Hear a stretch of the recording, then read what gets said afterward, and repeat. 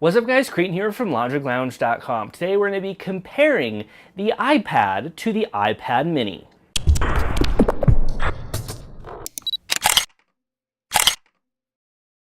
Now, you might be asking, well, why are we comparing the full-size iPad to the mini iPad? Well, a lot of people are actually on the edge on deciding between the two. Now, there is multiple factors going into this. We're just going to go over the stats of both of these devices, and I'll give you my opinion at the end to round up really what I feel is the best iPad to choose from when you're looking at this. Now let's start off with the screen sizes. Now the iPad is bigger at a 9.7-inch screen, while the iPad mini is a 7.9-inch screen.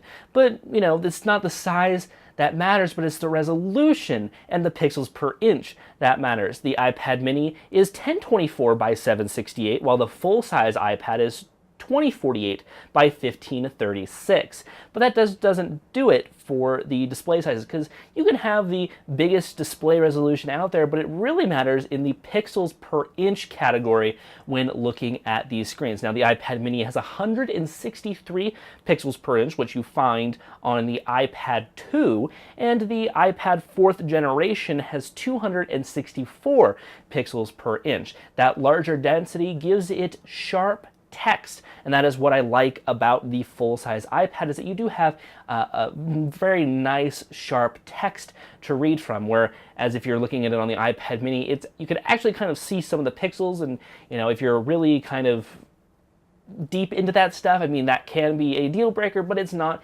to lose your pants about. Now, talking about the speed, the iPad mini has a 1 GHz A5 dual-core processor, so it's not top of the line, but it is adequate for an iPad its size and when looking at what it does. Now, the 4th generation iPad, which is the latest generation iPad, has a 1 GHz A6X processor. It is dual-core again. It's much faster than the iPad 3's processor and does give it a big performance boost overall, as we've seen from Apple. Now, of course, also looking at the processor frequency, we can also look at how much RAM is installed on these devices. The iPad mini has 512 megabytes, while the regular full-size iPad has 1 gigabyte. So it can do multitasking a little bit better than the iPad mini has, but you know, again, it's not a deal breaker unless you're really scrutinizing both the devices. They both have HD FaceTime cameras. They both have nice megapixel cameras on them as well for taking HD video, for taking nice high quality shots. So they're both about the same on that part. They both have dual band Wi-Fi as well for those of you who want Wi-Fi. Right now, you can get to the iPad 4th generation with LTE. This version with that black strip right there is a LTE version. The iPad mini will be coming out in mid-November with LTE, but it's not available just yet. So if you're looking to get something present day when I'm recording this video, then you're not going to be able to get something like the iPad mini if you want wireless capabilities. Now that both wraps it up for both the iPads. Let's get into why I think you should get either one of them and why you shouldn't get either one of them. The iPad mini, it's great. It's handheld. You can see I can hold it in one hand just fine. It's actually pretty light. You don't have to do much about it. I can hold it even in one palm too. My hand's big enough so I can search around and go through. It works just fine as it is. I actually like it because it's a nice light iPad. It's small enough too. It's small enough where I can watch videos, watch media on it, and not large enough where it's going to be too big and bulky. I can throw it anywhere I want to, plain and simple.